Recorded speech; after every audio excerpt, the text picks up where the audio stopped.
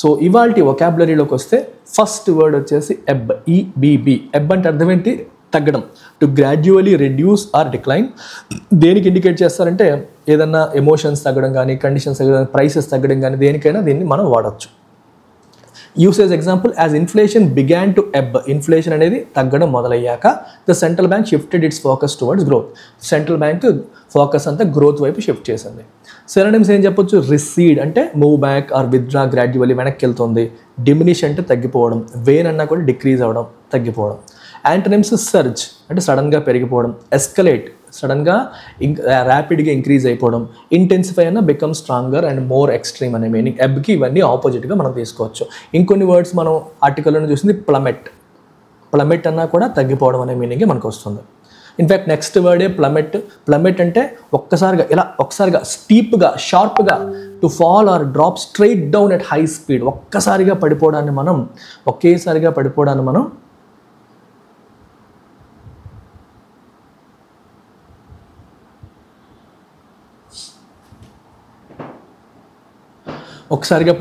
ఏమంటామా? To fall or drop straight down at high speed. ఇది మన meaning. Tomato prices plummeted by 80%, forcing farmers to discard their produce. Tomato prices 80% పడిపోతున్నాయి. Prices plummeted by 80%, forcing farmers to discard their produce. దీనివల్ల farmers వాళ్ళ ప్రొడ్యూస్ని discard అంటే విసిరేయడం అనమాట, తోసేయడం, విడిచిపెట్టేసే పరిస్థితి వచ్చింది. సినోనిమ్స్ ఏంటి? Tumble, crash, collapse. టంబుల్ అంటే పడిపోవడం, fall suddenly and uncontrollably. Crash is sudden and dramatic fall. Collapse అన్నా కూడా పడిపోవడం. యాంటమ్స్ ఏంటి? Soar, sky rocket, climb. Soar అంటే ర్యాపిడ్గా రైజ్ అవ్వడం. స్కై రాకెట్ అన్నా స్టీప్గా పెరగడం. క్లైమ్ అన్నా గో అప్, గ్రాడ్యువల్గా పెరగడం. ఇది ప్లమెట్ అనే పదానికి మీనింగ్. నెక్స్ట్ వర్డ్ వచ్చేసి డిస్ట్రెస్. డిస్ట్రెస్ అనే పదానికి మీనింగ్ ఏంటో మనం చూద్దాము. Distress is a noun which means severe anxiety, sorrow are pain. Severe anxiety, sorrow are pain మనం డిస్ట్రెస్ అంటాం. ఇప్పుడు చూడండి, టొమాటో ప్రైసెస్ బాగా తగ్గిపోవడం అనేది ఎకనామిక్ డిస్ట్రెస్కి కాజ్ చేసింది. ఫార్మర్స్లో ఎకనామిక్ డిస్ట్రెస్కి అది దారి తీసింది. Forcing many to discard their produce. దానివల్ల చాలామంది వాళ్ళు పండించిన పంటని రోడ్డు మీద పడేసే పరిస్థితి అనేది వచ్చింది. సో సినోనిమ్స్ ఏంటి? Anguish, affliction, despondency. యాంగ్విష్ అంటే ఏంటమ్మా? సివియర్ ఫిజికల్ ఆర్ మెంటల్ పెయిన్ని మనం యాంగ్విష్ అంటాము. ఎఫ్లిక్షన్ అంటే మీనింగ్ ఏంటి? Same. A state of suffering often due to misfortune or illness. Misfortune లేదా ఇల్నెస్ వల్ల వచ్చే స్టేట్ ఆఫ్ సఫరింగ్ని మనం ఎఫ్లిక్షన్ అంటాము. Despondency a state of low spirits caused by loss of hope or courage. Despondent అంటే spirit లేకపోవడం, అంటే నమ్మకం పోయి, ధైర్యం పోయి, మనం డల్గా, డిమ్గా, అసలు ఏమీ చేయలేను నేను జీవితంలో అన్నట్టుగా మనం మారిపోతాం చూడండి. అట్లాంటి సినారియోని మనం డెస్పాండెంట్ సిచ్యువేషన్, డెస్పాండెన్సీ అంటాం. ఓకే. సో యాంటోనిమ్స్ తీసుకుంటే euphoria, positive, A state of intense Joy are excitement. చాలా ఎక్సైట్మెంట్, జాయ్, హ్యాపీనెస్ అనమాట యుఫోరియా. ఈక్వానిమిటీ అంటే కామ్గా ఉండడం. అంటే డిస్ట్రెస్ అంటే స్ట్రెస్లోకి వెళ్ళిపోవడం, యాంగ్జైటీలోకి వెళ్ళడం. ఈక్వానిమిటీ అంటే మన ధోనిలాగా ఎలాంటి టైంలోనైనా సరే కామ్గా, కంపోజ్డ్గా ఉంటాడు. రీపోజ్ అంటే state of rest or tranquillity free from anxiety లేకుండా పీస్ఫుల్గా ఉండడానికి మనం రీపోజ్ అని చెప్పి అంటాం. నెక్స్ట్ వర్డ్ వచ్చేసి పెగ్. పెగ్ అంటే మీనింగ్ ఏంటంటే మనకి ఫిక్స్ చేయడం. To fix or estimate a value. ఇది ఈ లెవెల్లో ఉంటుంది అని ఫిక్స్ చేశారు, ఎస్టిమేట్ చేశారు అని అంటాం. The NABARD survey pegged average monthly farmer income at 13,661. NABARD survey average monthly farmer income 13,661 ఉంటుందని చెప్పి ఫిక్స్ చేసింది. సో సినోనిమ్స్ ఏంటి? Estimate, fix, assign. ఇవన్నీ దీనికి సినోనిమ్స్గా తీసుకోవచ్చు. యాంటోనిమ్స్ ఏంటమ్మా? Vary, float, adjust. వీటన్నిటిని మనం యాంటోనిమ్స్గా తీసుకోవచ్చు. వేరీ అంటే చేంజ్ ఆర్ ఫ్లక్చువేట్. ఫ్లోట్ అంటే allow to move freely without fixing. Adjust అంటే alter or move slightly. Okay, కొంచెం మారడాన్ని మనం అడ్జస్ట్ అని చెప్పేసి అంటాం. సో ఇవి యాంటోనిమ్స్గా మనం తీసుకోవచ్చు. అండ్ స్లగ్గిష్ అంటే మీనింగ్ ఏంటమ్మా? Slow moving, inactive. Sluggish person అంటే అసలు కదలరా, ఎక్కడ ఉన్నాడు అక్కడే ఉంటాడు, ఎక్కడ వేసిన గొంగలు అక్కడే అంటాం చూడండి. అలాగే స్లగ్గిష్ గ్రోత్ అంటే అసలు గ్రోతే లేదు అన్నట్టు. Easing inflation could help revive India sluggish industrial production. Industrial production చాలా స్లగ్గిష్గా ఉంది. దాన్ని రివైవ్ చేయడానికి ఈ ఈజింగ్ ఇన్ఫ్లేషన్, తగ్గుతున్న ఇన్ఫ్లేషన్ అనేది మనకి హెల్ప్ చేయొచ్చు. ఇన్ఫ్లేషన్ తగ్గడం అనేది ఇండస్ట్రియల్ ప్రొడక్షన్ రివైవ్ చేయడానికి ఉపయోగపడవచ్చు. దీనికి సినోనిమ్స్ మనం లెథార్జిక్, ఇండోలెంట్, ప్రొక్రాస్టినేటింగ్ తీసుకోవచ్చు. లెథార్జిక్ అంటే lacking energy or enthusiasm. Indolent అంటే habitually lazy or avoiding work. Is an indolent person అంటే లేజీ పర్సన్, వర్క్ని అవాయిడ్ చేసేవాడు. Procrastinating, delaying or postponing actions due to inactivity or avoidance. Okay, delaying or postponing actions due to inactivity or avoidance. So antonyms ఏంటమ్మా? Energetic, dynamic, vibrant, full of energy. Vibrant అంటే full of energy and life. ఇట్లా మనం యాంటోనిమ్స్ని తీసుకోవచ్చు. So today's idiom caught between a rock and a hard place. మనం తెలుగులో ముందు నుయ్యి వెనక గొయ్యి అంటాం చూడండి, ఆ రకంగా అనమాట. అటొక ప్రాబ్లం ఇటొక problem. So to be in a difficult situation where there are no good options or solutions, often force to choose between two unfavourable circumstances. రెండు మంచివి కాదు, అటు వెళ్తే ఒక ప్రాబ్లం, ఇటు వెళ్తే ఇంకో ప్రాబ్లం. అలాంటి సమస్యని, సిచ్యువేషన్ మనం caught between a rock and hard place. తెలుగులో ముందు నుయ్యి వెనక నుయ్యి గుర్తుపెట్టుకోండి, ఎగ్జాక్ట్గా మీకు సేమ్ మీనింగ్ వస్తుంది. Sarah was caught between a rock and a hard place, having to choose between taking a job far from home or staying close but with a lower salary. ఇల్లు దగ్గరగా ఉండాలంటే శాలరీ తక్కువ అవుతుంది, salary పెరగాలంటే ఇంటికి దూరంగా వెళ్ళిపోవాలి. రెండింటి మధ్య ఒకటి చూస్ చేసుకోవాలి. ప్రతి దాంట్లో కూడా ఒక నెగిటివ్ ఉంది. ఇలాంటి సిచ్యువేషన్ మనం caught between a rock and a hard place అని అంటాం. Phrasal verb of the day, cut down on అంటే తగ్గించుకోవడం. I'm cutting down on my calories, I'm cutting down on my carbs అంటాం కదా. To reduce amount of something, often to save resources or limit excess. Excess expenditure తగ్గించడానికి కావచ్చు, లేదా రిసోర్సెస్ని control చేయడానికి కావచ్చు. Okay, save చేయడానికి కావచ్చు. మనం తగ్గించుకోవడాన్ని కట్ డౌన్ ఆన్ అంటాం. So the RBI has already cut down on its banks lending rates to support economic growth. RBI bank lending రేట్స్ని తగ్గించింది ఆల్రెడీ టు సపోర్ట్ ఎకనామిక్ గ్రోత్ని సపోర్ట్ చేయడానికి. ఓకే, ఎకనామిక్ గ్రోత్ని సపోర్ట్ చేయడానికి ఆర్బీఐ లెండింగ్ రేట్స్ని already తగ్గించింది. Each of the farmers have been affected by the falling price of tomatoes. ఇక్కడ గమనించండి, ఈచ్ ఆఫ్ ద అని రాసినప్పుడు అది సింగులర్గా తీసుకోవాలి, అందుకని హ్యావ్ అనేది రాదు. హ్యాస్ బీన్ ఎఫెక్టెడ్ అనే రాయాలి. సో కాబట్టి ఈచ్ ఆఫ్ ద అనేది తప్పు. It should be taken as singular. English మాత్రమే ఇబ్బంది అనుకునే వాళ్ళు, ఇంగ్లీష్ వల్ల జాబ్ మిస్ అవుతున్నాం అనుకునే వాళ్ళు ఇంగ్లీష్ ఇన్ఫినిటీ ద్వారా మీ స్కోర్స్ని ఇంప్రూవ్ చేసుకోవచ్చు. అన్ని టాపిక్స్, ప్రిలిమ్స్ అండ్ మెయిన్స్కి అన్ని క్లాసెస్ ఉంటాయి, టెస్ట్ అండ్ ఎక్స్ప్లెనేషన్స్ ఉంటాయి. ఎస్ఎస్సి బ్యాంక్ అన్ని ఎగ్జామ్స్కి కూడా పనికొచ్చే కంటెంట్ మీకు ఉంటుంది. 999 రూపీస్కి ఇది అందుబాటులో ఉంది. ప్యూర్ బ్యాంక్ ఆస్పిరెంట్స్కి 2 ఆప్షన్స్ ఉన్నాయమ్మా. కంప్లీట్ బ్యాంక్ కోర్స్ మీకు 3000 రూపాయలకి, ఓన్లీ మెయిన్స్ క్లాసెస్, మెయిన్స్ టెస్ట్లు మీకు 2500 రూపాయలకి అందుబాటులో ఉన్నాయి. You can use any of these.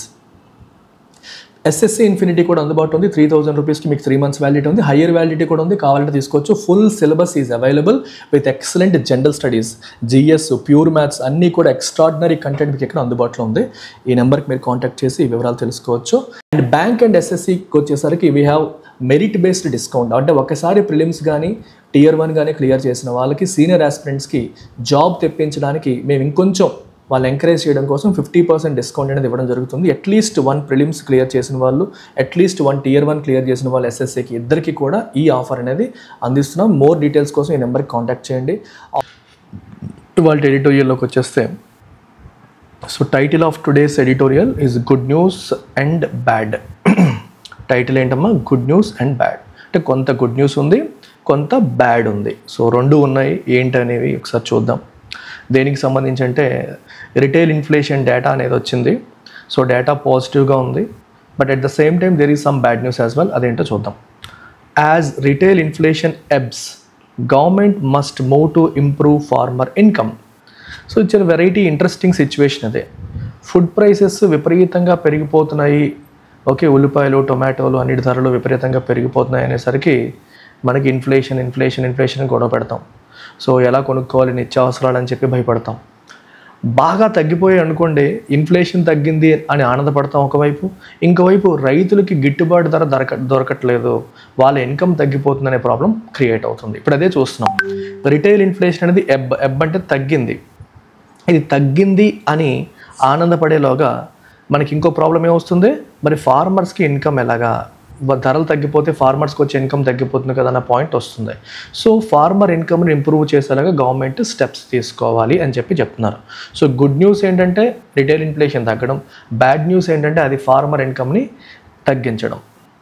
India's March retail inflation was down to a near 6-year low of 3.34% making it almost certain that the RBI will cut its bank's lending rate further over the next few monetary policy committee meetings.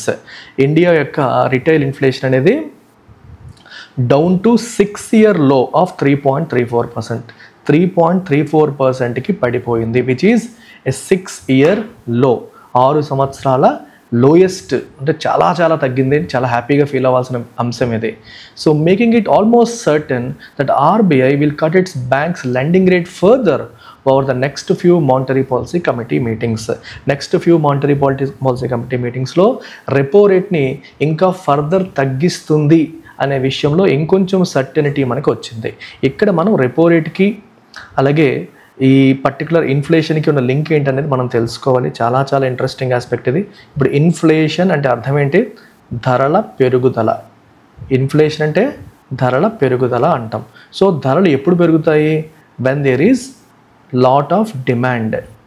When there is lot of demand for goods and services. Goods and సర్వీసెస్కి demand ఎక్కువగా ఉన్నప్పుడు ధరలు అనేవి పెరుగుతాయి. Demand ఎప్పుడు ఎక్కువగా ఉంటుంది? When there is lot of money. Money supply, మార్కెట్లో మనీ సప్లై ఎక్కువగా ఉన్నప్పుడు, మనీ ఎక్కువగా ఫ్లోట్ అవుతుంది, అంటే ప్రజల చేతుల్లో ఎక్కువ డబ్బు ఉన్నప్పుడు అది డిమాండ్కి దారితీస్తుంది. చేతిలో డబ్బులు ఉంటేనే మనిషి కొనుగోలు చేయాలి, ఇది కొందాం అది కొందాం అనే ఆలోచనలు అనేవి వస్తాయి. ప్రజల చేతిలో డబ్బులు ఎప్పుడు ఎక్కువ ఉంటాయి? వెన్ ఇంట్రెస్ట్ రేట్స్ ఆర్ లో. వెన్ ఇంట్రెస్ట్ రేట్స్ ఆర్ లో. ఇంట్రెస్ట్ రేట్స్ తగ్గినప్పుడు ఏమవుతుందంటే ఎక్కువ మంది లోన్స్ తీసుకోవడానికి ఉత్సాహం చూపిస్తారు. సో లోన్స్ తీసుకోవడం వల్ల వాళ్ళ చేతుల్లో డబ్బులు పెరుగుతాయి. లేదా ఆల్రెడీ ఈఎంఐలు కడుతున్న వాళ్ళకి ఈఎంఐ భారం తగ్గుతుంది. So they will have some additional savings in the form of EMI reduction. అలాగా, లేదా వడ్డీ రేట్లు ఎఫ్డీల మీద పెద్దగా రావట్లేదు కాబట్టి ఎఫ్డీలో పెడితే ఏమొస్తుందిలే అనే ఉద్దేశంతో వీళ్ళు ఏం చేస్తారంటే ఇంట్రెస్ట్ రేట్స్ ఎఫ్డీలో పెడితే ఏం వర్కౌట్ అవ్వట్లేదనే ఉద్దేశంతో వాళ్ళు ఖర్చు అంటే వాళ్ళ చేతిలోనే పెట్టుకుంటారు. చేతిలో ఎప్పుడైతే పెడతారో అది ఖర్చు పెట్టడానికి దారితీస్తుంది. సో జనరల్గా వడ్డీ రేట్లు తగ్గితే అది ఇన్ఫ్లేషన్కి దారితీసే అంశం. అయితే ఇప్పుడు ఇన్ఫ్లేషన్ అనేది కంట్రోల్లో ఉంది కాబట్టి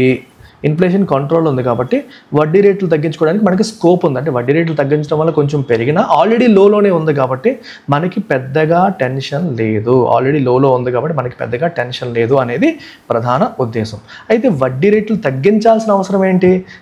ఇన్ఫ్లేషన్ అనేది పక్కన పెడదాం, అసలు వడ్డీ రేట్లు తగ్గించడం వల్ల బెనిఫిట్స్ ఏంటి అని కూడా మీరు ఆలోచించవచ్చు. వడ్డీ రేట్లు తగ్గడం వల్ల బెనిఫిట్ ఏంటంటే అది ఎకనామిక్ గ్రోత్కి సపోర్ట్ చేస్తుంది. ఎందుకని? వడ్డీ రేటు తగ్గడం వల్ల కంపెనీస్ కూడా వాళ్ళ బిజినెస్ని ఎక్స్పాండ్ చేయడానికి ముందుకు వస్తాయి. బిజినెస్ ఎక్స్పాన్షన్ కోసం కంపెనీస్ కూడా తక్కువ వడ్డీకి వస్తుంది కాబట్టి వాళ్ళు గ్రోత్ కోసం ఆలోచిస్తారు. సో ఆ గ్రోత్ కోసం ఎక్స్పాండ్ చేయడానికి ముందుకు వస్తారు. సో ఎకనామిక్ గ్రోత్కి ఆ రకంగా దోహదపడుతుంది, రైట్. అలాగే గుడ్స్ అండ్ సర్వీసెస్ సేల్స్ ఎక్కువగా పెరగడం వల్ల కూడా కంపెనీస్ యొక్క వస్తువులకి సేవలకి డిమాండ్ పెరిగి వాటి సేల్స్ పెరిగి ఎక్కువ ప్రొడక్షన్కి దారితీసే అవకాశం ఉంటుంది. As long as inflation is under control, లో ఇంట్రెస్ట్ రేట్ రెజీమ్ అనేది ఎకనామిక్ గ్రోత్కి చాలా వరకు సపోర్ట్ చేస్తుంది. ఆ పాయింటే ఇక్కడ మెన్షన్ చేశారు. సో ఎప్పుడైతే మనకి ఇన్ఫ్లేషన్ కంట్రోల్లో ఉందో ఇది ఆర్బీఐకి ఒక అవకాశాన్ని కల్పిస్తుంది. దేనికి? వడ్డీ రేట్లు ఫర్దర్ తగ్గించడానికి. వడ్డీ రేట్లు ఫర్దర్ తగ్గిస్తే అది ఎంటైర్ ఎకానమీకి ప్లస్ చేస్తుంది. దానివల్ల ఎకానమీకి చాలా పాజిటివ్స్ ఉంటాయి. That is what the article is trying to say here. I hope this part is clear to all of you. The repo rate has already been cut twice in a row. Repo rate వరుసగా రెండు సార్లు repo rate తగ్గించబడింది by 25 basis points each time 25 basis points అంటే 100 basis points is equal to 1%, 25 basis points అంటే 0.25% in February and April. ఫిబ్రవరి మరియు ఏప్రిల్లో bringing it down from 6.5 to 6%. 6.5% నుంచి 6%కి ఆ రకంగా రెపో రేట్ తగ్గింది. Signalling the emphasis on growth amid global trade uncertainties as the RBI's concern over non-core inflation eases. So amid ఇక్కడ point ఏంటంటే మనకి 6.5 నుంచి 6%కి ఇంట్రెస్ట్ రేట్ తగ్గింది, రెపో రేట్ అనేది తగ్గింది. దానివల్ల మనందరికీ హోమ్ లోన్స్ మీద డిఫరెంట్ లోన్స్ పైన వడ్డీ రేట్లు కూడా తగ్గాయి. సో ఇది దేన్ని ఇండికేట్ చేస్తుంది? RBI is emphasising more on growth పైన ఆర్బీఐ ఎక్కువగా ఎంఫసైజ్ చేస్తుంది, దానిపైన స్ట్రెస్ పెడుతుంది అనే విషయం మనకు తెలుస్తుంది. అమిడ్ గ్లోబల్ ట్రేడ్ అన్సర్టనిటీస్ ఒకవైపు ఉన్నాయి. అంటే ఇన్ని గ్లోబల్ ట్రేడ్ అన్సర్టనిటీస్ ఉన్నప్పటికీ కూడా వీటి మధ్య అంటే ఇవన్నీ ఉన్నాయి కాబట్టే గ్రోత్ పైన ఫోకస్ చేయాలి అని చెప్పి ఆర్బీఐ దృష్టి పెడుతుంది. 6.5 నుంచి 6% వడ్డీ రేట్ ఆల్రెడీ తగ్గించింది. And RBI's concern over non core inflation eases. ఇప్పుడు ఇన్ఫ్లేషన్లో మీకు core inflation, non core inflation లేదా హెడ్లైన్ ఇన్ఫ్లేషన్ అంటాం.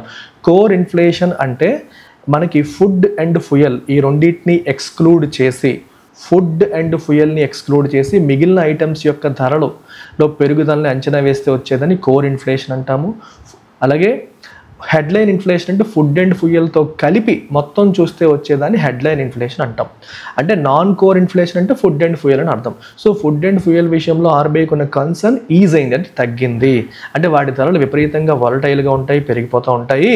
ఈసారి వాటి ధరలు కొంచెం కంట్రోల్లోనే ఉన్నాయని ఆర్బీఐకి కొంచెం ధైర్యం వచ్చింది. అందుకని ఆర్బీఐ తెగించి వడ్డీ రేట్లు అనేవి తగ్గించడం మొదలుపెట్టింది. Vegetable prices have plummeted over the past 4 months from the highs of October 2024. Vegetable prices ఏమయ్యామా? ప్లమెట్ అంటే బాగా తగ్గాయి. ప్లమెటెడ్ అంటే బాగా పడిపోయాయి అని అర్థం. Over the past 4 months from the highs of October 2024లో చాలా ఎక్కువ ఉండేవి ప్రైసెస్. అప్పటితో పోలిస్తే వెజిటబుల్ ప్రైసెస్ చాలా వరకు తగ్గాయి. When food inflation peaked at 10.87%. అప్పుడు ఫుడ్ ఇన్ఫ్లేషన్ ఎంత ఉందమ్మా? 10.87% ఉండింది. The highest since November 2013. 2013 నవంబర్తో నుండి అంటే ఈ 12 సంవత్సరాల్లోనే హయ్యెస్ట్ ఫుడ్ ఇన్ఫ్లేషన్ మనం 2024 అక్టోబర్లో ఫేస్ చేసాం. Food inflation in March fell to 2.69%. మార్చ్లో ఫుడ్ ఇన్ఫ్లేషన్ 2.69%కి పడింది. Aided by a contraction in the prices of vegetables, eggs and pulses. Okay, food inflation మార్చ్లో 2.69%కి పడింది. సో వెజిటబుల్ ప్రైసెస్ 7% తగ్గాయి, ఎగ్స్ 3.16% తగ్గాయి, పల్సెస్ 2.73%. అంటే ప్రైస్లన్నీ కూడా తగ్గాయి. అంటే బేసికల్లీ వాటి ప్రైసెస్ డీఫ్లేషనరీ ట్రెండ్లో ఉన్నాయి, ప్రైసెస్ తగ్గాయి. ఇంతకు ముందుతో పోల్చుకుంటే ప్రైసెస్ బాగా తగ్గాయి. The repo rate reduction has already begun translating into lower interest on bank loans. Repo rate ఎప్పుడైతే తగ్గిందో బ్యాంకులు కూడా వాళ్ళ home loans and different loans పైన వడ్డీ రేట్లు తగ్గించడం మొదలుపెట్టాయి. In normal times, this would translate into greater capital flows into businesses, thereby raising jobs, incomes and consumption.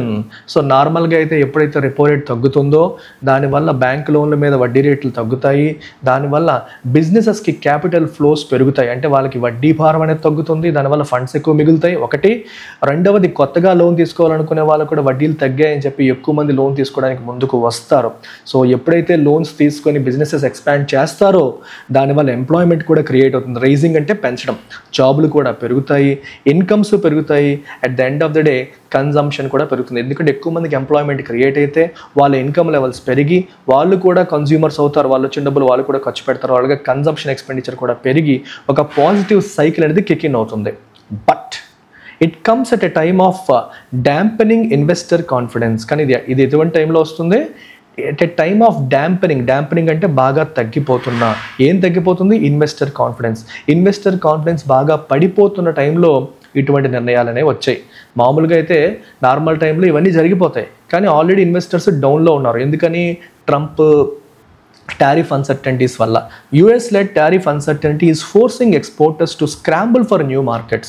So America tariffs వేయడం వల్ల ఏమవుతుందంటే ఎక్స్పోర్టర్స్, అమెరికాకి ఎవరైతే వస్తువులు పంపించేవారో ఎక్స్పోర్ట్ చేసేవాళ్ళో వాళ్ళంతా ఇప్పుడు అమెరికా అనేది టారిఫ్స్ వేస్తుంది కాబట్టి అమెరికా బదులు దాని ప్లేస్లో ఇంకా ఏ మార్కెట్కి మనం పంపించాలి, ఇంకా వేరే మార్కెట్స్ వెతుక్కుంటున్నారు. So they are scrambling for newer markets. నాకు ఇంకెవరు దొరుకుతారు నా వస్తువులు కొనే వాళ్ళని వాళ్ళు వెతుక్కునే పరిస్థితి వస్తుంది. amid a concern over near-term demand contraction.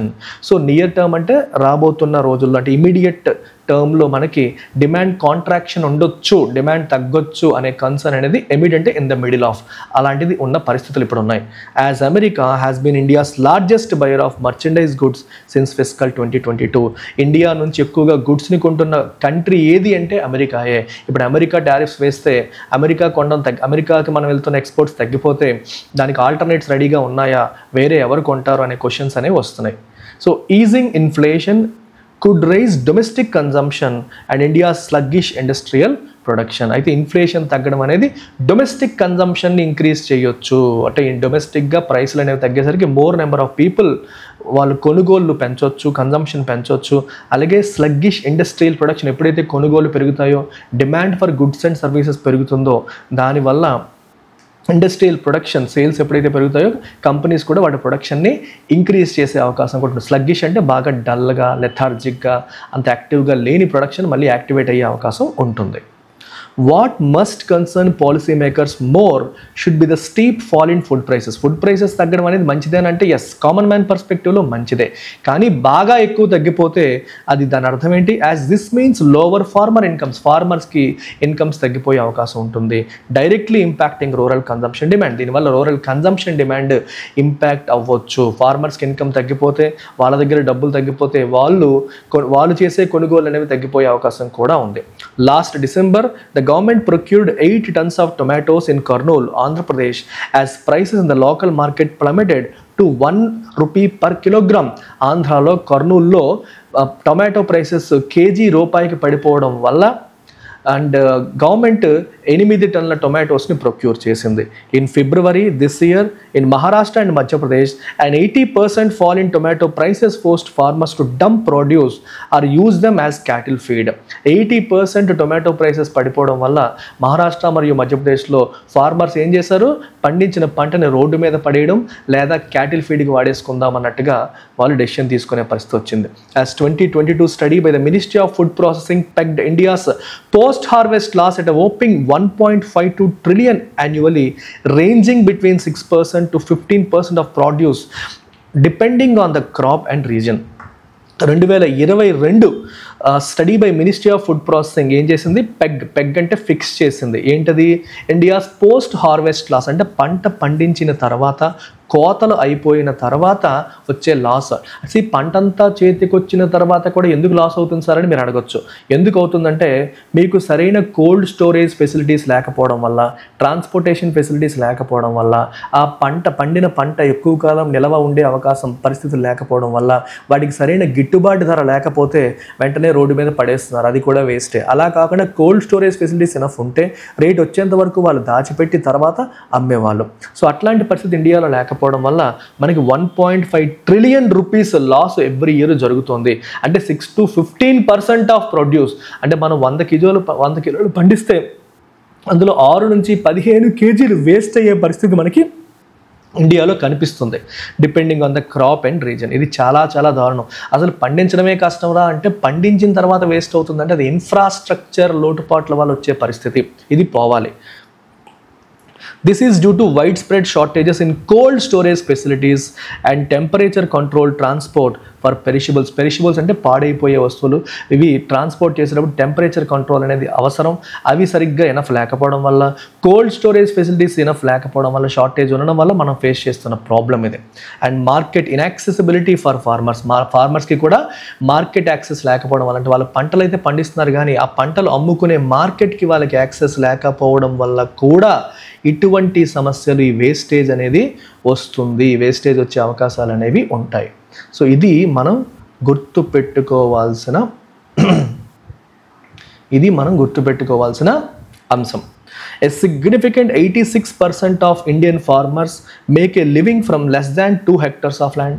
ఇండియాలో ఎక్కువ మంది ఫార్మర్స్ 2 hectares కన్నా తక్కువ ల్యాండ్ మీద వాళ్ళు పంటలు పండిస్తారు. అంటే ఎక్కువ మంది మనకి చిన్న సన్నకారు రైతులే ఉన్నారు. ఈ 2021-22 NABARD survey pegged average monthly agricultural household income at 13,661. ఒక అగ్రికల్చర్ హౌస్ హోల్డ్ యొక్క యావరేజ్ ఇన్కమ్ ఎంత అని చెప్పారు? 13,661 మాత్రమే అని చెప్పి 2022లో నాబార్డ్ చేసిన సర్వే చెప్తుంది. A more comprehensive NSSO survey 2019 survey estimates this to be 10,218. Okay, national statistical office వాళ్ళు, నేషనల్ శాంపుల్ సర్వే ఆఫీస్ 2019 వాళ్ళ సర్వే ప్రకారం ఫార్మర్ ఒక అగ్రికల్చరల్ హౌస్ హోల్డ్ యొక్క ఇన్కమ్ కేవలం 10,218 మాత్రమే అని చెప్తుంది. These figures are lower than those in other emerging economies such as China, Mexico and Brazil for the corresponding years. అలా మనలాంటి ఎమర్జింగ్ ఎకానమీస్ అయిన చైనా, మెక్సికో, బ్రెజిల్తో కంపేర్ చేస్తే Indian farmers are making much less. While rural consumption has been rising since the COVID-19 pandemic years, monthly per capita consumption expenditure for rural areas in fiscal 2024 was 4122, while in urban areas it was 6996, indicating a significant gap that must be viewed as an opportunity at a time when export growth is expected to be sluggish. ఇక్కడ point ఏంటంటే COVID-19 years pandemic years నుంచి rural consumption మెల్లమెల్లగా పెరగడాన్ని మనం చూస్తున్నాం. అయితే monthly per capita consumption expenditure ఎంత ఉంది? Per capita అంటే పర్ హెడ్, ఒక మంత్కి పర్ హెడ్ ఎంత ఖర్చు పెడుతున్నారు అనేది మనం గమనిస్తే 2024 ఫిస్కల్ ఇయర్లో రూరల్ ఏరియాస్లో అది 4122 ఉంటే అర్బన్ ఏరియాస్లో 6996, అంటే రఫ్లీ 3000 రూపాయల డిఫరెన్స్ అనేది కనిపిస్తుంది. సో దీనివల్ల రెండింటి మధ్య సిగ్నిఫికెంట్ గ్యాప్ అనేది ఉంది. అంటే రూరల్ కన్జంప్షన్ ఇంకా మనం పెంచే అవకాశం ఉంది. రూరల్ కన్జంప్షన్ పెరిగితే అది డిమాండ్ పెరగడానికి దారితీసి, అగ్రిగేట్ డిమాండ్ పెరగడానికి దారితీసి ఓవరాల్గా ప్రొడక్షన్ పెరగడానికి అలాగే జీడిపి గ్రోత్ కూడా దోహదపడే అవకాశం ఉంది. సో అందుకే గవర్నమెంట్ దీన్ని ఒక సిగ్నిఫికెంట్ ఆపర్చునిటీగా చూడాలి. రూరల్ కన్జంప్షన్ ఇంకా పెంచడానికి ప్రయత్నం చేయాలి. అప్పుడు అది ఎలా చేయాలి? రూరల్ ఏరియాస్లో ఉన్న వాళ్ళ ఇన్కమ్ని బూస్ట్ చేయడం ద్వారా రూరల్ కన్జంప్షన్ మనం పెంచగలం. ఎస్పెషల్లీ ఎక్స్పోర్ట్స్ అనేవి స్లగ్గిష్గా ఉండే అవకాశం ఉంది కాబట్టి, ఎక్స్పోర్ట్స్ ద్వారా వచ్చే డిమాండ్ తగ్గిపోవచ్చు కాబట్టి, డొమెస్టిక్ డిమాండ్ పెరగాలి కాబట్టి దాన్ని కాంపెన్సేట్ చేయడానికి ఆ డొమెస్టిక్ డిమాండ్ అనేది రూరల్లో గ్యాప్ ఉంది కాబట్టి రూరల్ నుంచి ఆ డిమాండ్ పెరిగేలా చేయగలిగితే జీడిపికి ఎటువంటి ఇబ్బంది ఉండదు అనేది ఆర్టికల్ అండ్ ఆధార్ యొక్క ప్రధాన ఉద్దేశంగా మనం చెప్పొచ్చు. సో వెరీ ఇంట్రెస్టింగ్ ఆర్టికల్ అమ్మ ఇది, చాలా అనలిటికల్ ఆర్టికల్. డేటాలా చూసి వదిలేయకుండా ఆ డేటాని మనం ఎలా అనలైజ్ చేయాలి, డేటా నుంచి ఎటువంటి టేక్ అవేస్ తీసుకోవాలనేది మీకు ఇక్కడ క్లియర్గా తెలుస్తుంది. సమ్మరీ ఇక్కడ ఇచ్చేసాను, మీరు ఒకసారి ఇది పీడిఎఫ్ మనం LTX IAS టెలిగ్రామ్ ఛానల్లో పెడుతున్నాము. ఈ పీడిఎఫ్ మీరు అందులో చూసుకోవచ్చు. అలాగే 5 MCQs ప్రతిరోజు ఇవ్వడం జరుగుతుంది. అలాంగ్ విత్ ఆన్సర్స్ కూడా ఇస్తున్నాను. ఎక్స్ప్లెనేషన్ విన్నాక కూడా మళ్ళీ మీరు ఇంకోసారి చదువుకోవాలి విత్ ఆన్సర్స్ అనుకుంటే ఈ పీడిఎఫ్ని మీరు యాక్సెస్ చేయొచ్చు. పీడిఎఫ్ టెలిగ్రామ్ ఛానల్లో పెడుతున్నాము, దాన్ని ఉపయోగించుకోండి. Okay, what best describes the tone of the author in the editorial? Author యొక్క టోన్ ఎలా ఉంది ఎడిటోరియల్లో అంటే మీరు ఏం చెప్తారు? సెలబ్రేటరీ అండ్ ఆప్టిమిస్టిక్గా ఉందా? మీరు ఒకసారి గమనించాలి. ఈ ఆర్టికల్ని 2 పార్ట్స్గా డివైడ్ చేస్తే ఫస్ట్ పార్ట్ అంతా పాజిటివ్గా ఉంది. రిటైల్ ఇన్ఫ్లేషన్ బాగా తగ్గింది, సో దానివల్ల ఇంకా వడ్డీ రేట్లు పెంచే అవకాశం ఉంది. ఇవన్నీ చెబుతూనే చిన్న భయం కూడా, ఎందుకంటే గ్లోబల్ అన్సర్టెనిటీస్ ఉన్నాయి, ట్రంప్ టారిఫ్ పాలసీస్ వాలేవు, సో ఎక్స్పోర్ట్స్ హిట్ అవ్వచ్చు అనే ప్రాబ్లమ్స్ కూడా రాశారు. అలాగే 2వ పారాగ్రాఫ్లో ఫార్మర్ ఇన్కమ్ తగ్గిపోవచ్చు, దానివల్ల రూరల్ కన్జంప్షన్ దెబ్బతినొచ్చు అనే ఆస్పెక్ట్ కూడా రాశారు. సో కాబట్టి కంప్లీట్లీ ఆప్టిమిస్టిక్ అని చెప్పడానికి లేదు. So better answer is concerned and analytical, ఎందుకంటే కొంచెం ఆందోళన అనేది కనిపిస్తుంది. ఎందుకంటే రూరల్ ఇన్కమ్ తగ్గిపోయే అవకాశం ఉంది ఫుడ్ ప్రైసెస్ తగ్గిపోవడం వల్ల. అట్ ద సేమ్ టైం డేటాని ప్రాపర్గా అనలైజ్ చేశారు కాబట్టి అనలిటికల్ అని చెప్పొచ్చు. So critical, aggressive, indifferent, neutral అనేవి బెటర్గా రిప్రజెంట్ చేయట్లేదు. Main idea of the editorial: the reserve bank of India should continue reducing interest rates to Boost economic growth. Reserve bank of India వడ్డీ రేట్లు తగ్గించుకుంటూ వెళ్ళాలి, so that economic growth Boost అవుతుంది అని చెప్పడం మెయిన్ ఐడియానా? అది కరెక్ట్ అవుతుందా, పక్కన పెడితే ఆథర్ ఎక్కువగా ఫోకస్ చేసిన ఆస్పెక్ట్ వడ్డీ రేట్ల గురించా? వడ్డీ రేట్ల గురించి మాట్లాడారు కానీ దాని గురించే కంప్లీట్గా మాట్లాడారా? నో, కేర్ఫుల్గా వినాలి. Falling food prices are beneficial for the economy as the reduce inflation. ఇది కూడా కరెక్టే, కానీ ఒక ఆస్పెక్టే, ఒక సైడ్ ఆఫ్ ద కాయిన్ మాత్రమే చూపిస్తుంది. రెండో సైడ్ ఏంటి?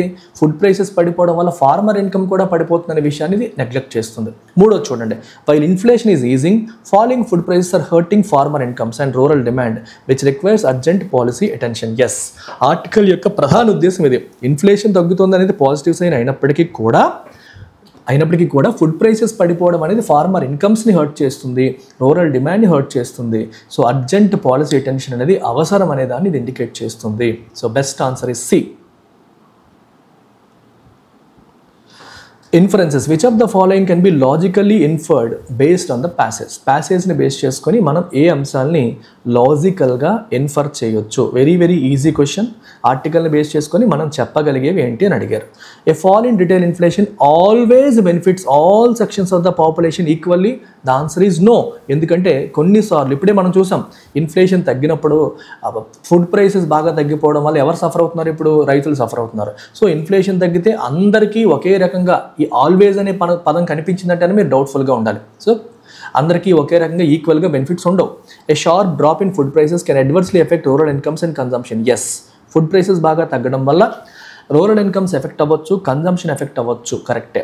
Improving cold storage and transportation can help reduce post harvest losses and increase farmer income. Yes, cold storage, transportation ఫెసిలిటీస్ని ఇంప్రూవ్ చేయడం ద్వారా పోస్ట్ హార్వెస్ట్ లాసెస్ అంటే పంట పండించిన తర్వాత అవి కుళ్ళిపోవడం వల్ల ఇలాంటి వాటి వల్ల వచ్చే లాసెస్ని మనం తగ్గించవచ్చు, సరైన ధర లేకపోవడం వల్ల వచ్చే లాసెస్ని తగ్గించవచ్చు, ఫార్మర్ ఇన్కమ్ని పెంచవచ్చు. The RBI is unlikely to raise interest rates in the near future. RBI near ఫ్యూచర్లో వడ్డీ రేట్లు పెంచే అవకాశం చాలా తక్కువ. ఇది కూడా కరెక్టే. ఎందుకంటే వడ్డీ రేట్లు తగ్గించడానికి ఆస్కారం ఉంది కానీ పెంచడానికి ఆస్కారం పెద్దగా కనపట్లేదు. So I will go with 2, 3 and 4. ఎందుకంటే వడ్డీ రేట్లు తగ్గించడానికి ఆస్కారం ఉంది, ఇన్ఫ్లేషన్ ట్రెండ్ కూడా లో ఉంది కాబట్టి ఇమీడియట్గా రేట్ హైక్ ఉండదు, రేట్ రిడక్షన్, ఫర్దర్ రిడక్షన్ అయితే ఉండొచ్చు. Assumption based question. The passage is based on which of the following assumptions? ఏ అజంప్షన్స్ని బేస్ చేసుకుని ఈ ప్యాసేజ్ ఉంది అని మనం చెప్పొచ్చు. Rural demand plays a significant role in driving overall economic growth in India. Okay, economic గ్రోత్ని డ్రైవ్ చేయడంలో రూరల్ డిమాండ్ కూడా సిగ్నిఫికెంట్ రోల్ ప్లే చేస్తుంది. ఎస్, ప్లే చేస్తుంది. అర్బన్ డిమాండ్ ఒకటే కాదు, రూరల్ డిమాండ్ కూడా ప్లే చేస్తుంది. Monetary policy alone is insufficient to ensure inclusive economic development. Yes, inclusive economic డెవలప్మెంట్కి మానిటరీ పాలసీ ఒక్కటే సరిపోతుందా అంటే సరిపోదు. అంటే కేవలం వడ్డీ రేట్లు తగ్గించేస్తాము, ఇన్ఫ్లేషన్ కంట్రోల్ చేసేస్తామంటే సరిపోదు.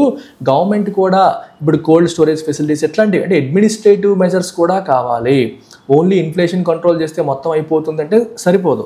గవర్నమెంట్ కూడా ఫిస్కల్ పాలసీ పాయింట్ ఆఫ్ వ్యూలో కావచ్చు, అడ్మినిస్ట్రేటివ్ మెజర్స్తో కావచ్చు స్టెప్స్ తీసుకోవాలి. అందుకే చెప్పారు కోల్డ్ స్టోరేజ్ ఫెసిలిటీ పెంచాలి, ఇవన్నీ పెంచితే రూరల్ ఇన్కమ్ పెరుగుతుంది, అప్పుడు ఇంక్లూజివ్ డెవలప్మెంట్ వస్తుంది. ఓన్లీ మానిటరీ పాలసీ ద్వారా వడ్డీ రేట్లు తగ్గించేస్తే ఎకనామిక్ గ్రోత్ వస్తుందంటే రాదు. ఆ పాయింట్ ఇక్కడ చెప్పారు.